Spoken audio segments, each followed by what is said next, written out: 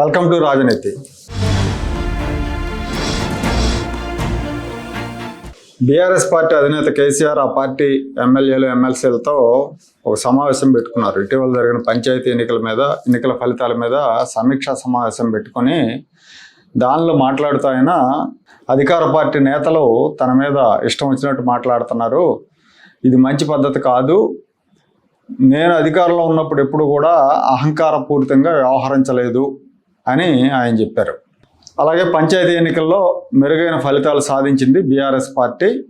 ఇది పార్టీ గుర్తుతో జరుగుంటే ఇంకా మంచి ఫలితాలు వచ్చేవి, బీఆర్ఎస్ సత్తా ఏంటో అందరికీ తెలిసేది అని ఆయన అన్నారు. మొన్నటి ఎన్నికల్లో దాదాపుగా 4,000 పంచాయతీలు బీఆర్ఎస్ పార్టీ గెలిచింది. తెలంగాణలో 3,900 చిల్లర పంచాయతీలు గెలిచింది. కాంగ్రెస్ పార్టీ అంతకు రెట్టింపు 8,000 పంచాయతీలు గెలిచింది. దాదాపు అంటే 7,900 పైచీలకు పంచాయతీలు గెలిచింది. బీఆర్ఎస్ గెలిచిన పంచాయతీల కంటే రెట్టింపు పంచాయతీలు కాంగ్రెస్ పార్టీ గెలిచింది. సరే, కాంగ్రెస్ పార్టీ రెట్టింపు పంచాయతీలు గెలిచినప్పటికీ బీఆర్ఎస్ కోణంలో చూస్తే మంచి ఫలితాలు సాధించినట్లే. మంచి ఫలితాలను ఎందుకు చెప్తున్నా అంటే, మొన్న జరిగిన 2024 మేలో జరిగిన లోక్సభ ఎన్నికల్లో బీఆర్ఎస్ పార్టీకి 1 సీటు కూడా రాలా, 0 చుట్టింది. సో అలాంటి పరిస్థితి నుంచి ఇవాళ 3,900 పంచాయతీలు గెలుచుకుంది అంటే అది మంచి ఫలితం సాధించినట్టే అనుకోవాలి. సరే, కాంగ్రెస్తో కంపేర్ చేసినప్పుడు ఎక్కడో దూరంగా వెనకుంది. లోక్సభ ఎన్నికలతో కంపేర్ చేస్తే బెటర్ పర్ఫార్మెన్స్ అని చెప్పాలి. లోక్సభ ఎన్నికల్లో ఎరగదీసిన బీజేపీ మాత్రం 1000 పంచాయతీలకి పరిమితమై బోల్తా కొట్టింది.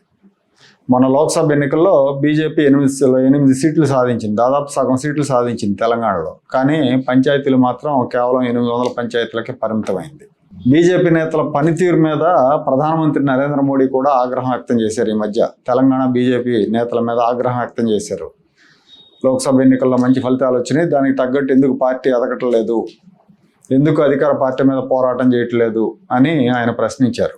అయితే తెలంగాణలో ఎప్పటి నుంచి ఇలాంటి ఫలితాలు వస్తున్నాయి. పోయినసారి కూడా 4 లోక్సభ సీట్లు వస్తే ఇంకేముంది, ప్రధాన ప్రతిపక్షం బీజేపీ అనుకున్నారు, కానీ కుప్పకూలిపోయారు. మళ్ళీ మొన్న కూడా మంచి సీట్లు వచ్చినాయి, కానీ వాళ్ళు ఆ టెంపోని మెయింటైన్ చేయలేకపోతున్నారు. తెలంగాణ బీజేపీలో కొంతమంది ప్రముఖ నాయకులు కేసీఆర్తో కుమ్మక్కయ్యారన్న ఆరోపణలు ఉన్నాయి, అందుకే ఆ పార్టీ ఎదగట్లేదన్న ప్రచారం కూడా ఉంది.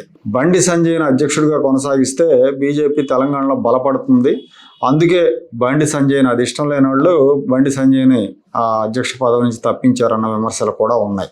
సో ఇక కేసీఆర్ వ్యాఖ్యల విషయానికి వస్తే బూతుల గురించి, దూషణల గురించి ఆయన మాట్లాడారు. తనను దూషించడమే లక్ష్యంగా పెట్టుకున్నారు అని ఆవేదన చెందుతున్నారు కేసీఆర్. తెలుగు రాజకీయాల్లో అసలు బూతుల సంస్కృతి ప్రవేశపెట్టిందే కేసీఆర్. ఇప్పుడు అకస్మాత్తుగా ఆయన పతివ్రతలాగా మారిపోయారు.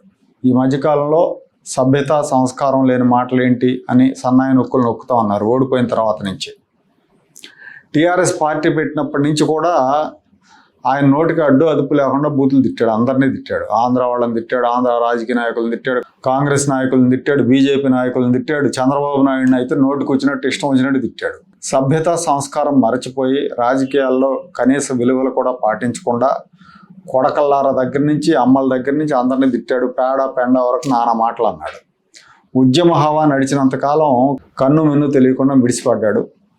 ఇప్పుడు రేవంత్ రెడ్డి నువ్వు 1 ఇస్తే నేను 10 ఇస్తా అన్నట్టు ఎదురుదాడి మొదలుపెట్టారు. నోరు తెరిస్తే తోలు తీస్తా అన్నట్టుగా రేవంత్ రెడ్డి మాట్లాడుతున్నాడు. బూతుకు బూతున్నర ఇస్తున్నాడు.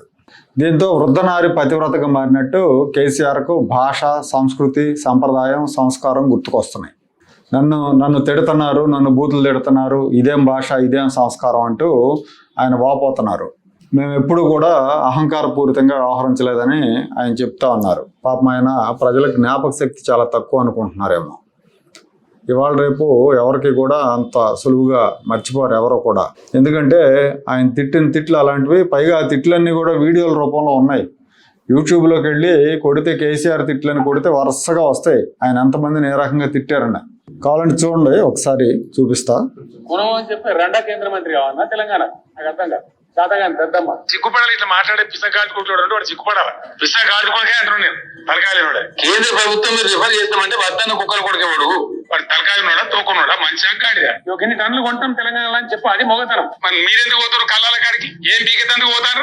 అదేందుకు పెద్ద పీకినట్టు పడగొట్టినట్టు. ఇలా ఈ చేతగాని దద్దమ్మ కేంద్ర ప్రభుత్వం చాలా మంది దుర్మార్గులు, దరిద్రులు, పుట్టచోరుగాళ్ళు, పనికి మాలినోళ్ళు సిగ్గుందా మీకు? ఇజ్జతమానం ఉందా? ఇంత అమాయకుల ప్రజలు గొర్రెల ముఖం మీద ఉమ్మేసి సిగ్గుండాలా? ఈ శిలరగాళ్ళు, ఈ కిరికిరిగాళ్ళు, కిరాయగాళ్ళు సిగ్గు లజ్జ ఏమని ఉంటే నీ మెడలు వంచులుగా తీరుస్తాం, నీ మెడలు 4 ముక్కలు చేస్తాం అనుకుంటున్నావు. జాగ్రత్త. దాన్ని మామూలుగా అడుగుపెట్టి 6 ముక్కలు అయితే నాకు అనుకుంటున్నాము.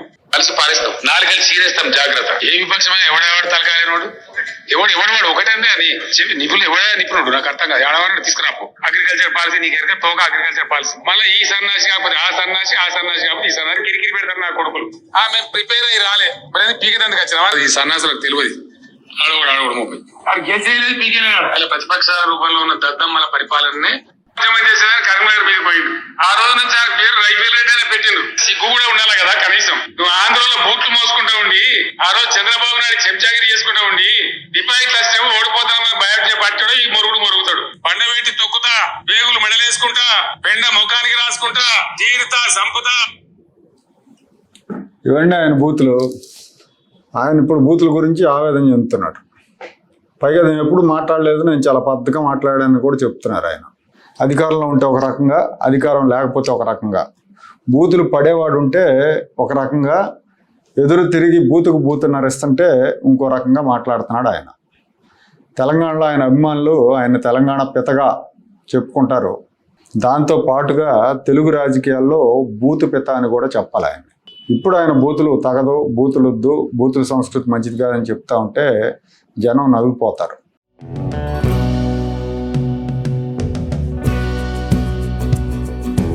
Like, share and subscribe to Rajaniti channel.